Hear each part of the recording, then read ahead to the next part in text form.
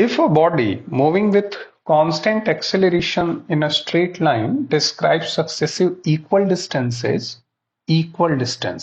let it be x, x, x. In time intervals t1, इसको चलने में t1 लगा, t2, t2, t3. Then prove that this. यानी कि A से B तक जाने का टाइम t1 है, B to C जाने का टाइम t2 है, C to D जाने का टाइम t3 है, बट डिस्टेंस इक्वल है. यानी कि अगर हम 0 से स्टार्ट एज्यूम करें तो B पे t1 सेकंड पे होगी, C पे t1 प्लस t2 सेकंड पे होगी और D पे t1 plus t2 plus t3 second पे होगी. अगर हम ये एज्यूम कर लें कि A पे बॉडी की वेलोसिटी va थी, B पे बॉडी की वेलोसिटी vb थी, C पे बॉडी की वेलोसिटी vc थी और D पे vd थी, तो डिस्टेंस, वेलोसिटी और टाइम का सिंपल रिलेशन होता है. अगर बॉडी यूनिफॉर्म एक्सेलरेशन से चल रही है तो आप एवरेज वेलोसिटी निकालने के लिए इनिशियल प्लस फाइनल बाय 2 कर दीजिए, एवरेज वेलोसिटी मिल गई, into time that is equal to distance. तो अगर हम ए टू बी मोशन के बारे में सोचें, ए टू बी, तो एवरेज वेलोसिटी हो जाएगी initial plus final by 2 into time interval t1 equal to x. va plus vb by 2 ये एवरेज वेलोसिटी हो गई into time equal to distance. यहां से अगर हम va प्लस vb सोचें तो कितना हो जाएगा, va प्लस vb हो जाएगा 2x by t1, 2x by t1. This is relation 1. अब हम सेम कॉन्सेप्ट यूज कर रहे हैं और सेम कॉन्सेप्ट यूज कर रहे हैं बी टू सी मोशन के लिए और सी टू डी मोशन के लिए. तो अगर हम बी टू सी के लिए लिखेंगे तो यहां va प्लस vb था, ये हो जाएगा vb प्लस vc और vb प्लस vc हो जाएगा, जैसे ये 2x बाई t1 था, ये 2x बाई t2 हो जाएगा, 2x बाई t2. और सी टू डी के लिए करेंगे तो vc plus vd equal to 2x by t3. ये हो गया इक्वेशन 3. ये हमने va, vb और vc का रिलेशन निकाल लिया.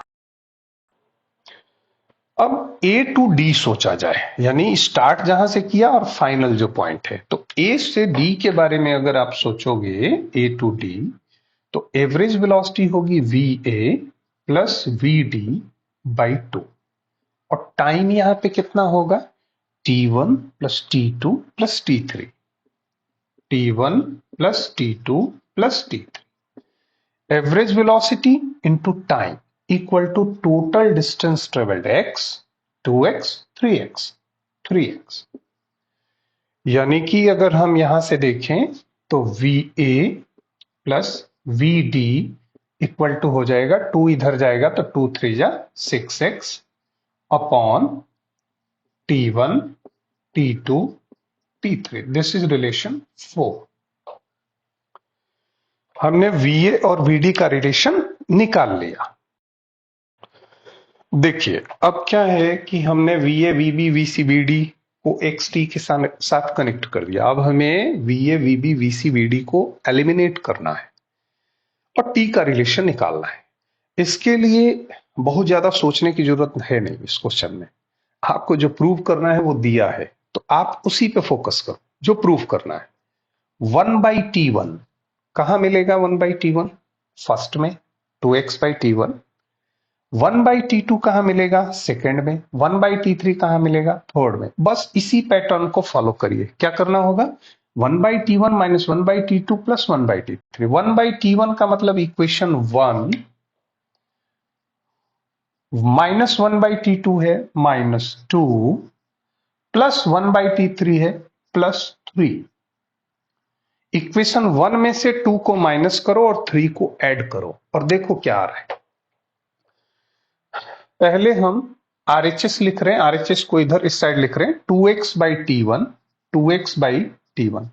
ये जो इक्वेशंस है ना 1 2 3, इनके RHS में है, उसको पहले लिख रहे हैं. 2x by t1 minus 2x by t2 plus 2x by t3. ये हमने 1 2 3 के जो आरएचएस में था, 1 2 3 के जो आरएचएस में था उसे लिख लिया। अब एलएचएस को लिखा जाए। एलएचएस में यहां है वीए प्लस वीबी, वीए प्लस वीबी माइनस वीबी प्लस वीसी। तो माइनस होगा तो दोनों माइनस हो जाएगा, तो ये हो जाएगा minus VB minus VC, plus third को ऐड करना है VC plus VD, VC plus VD.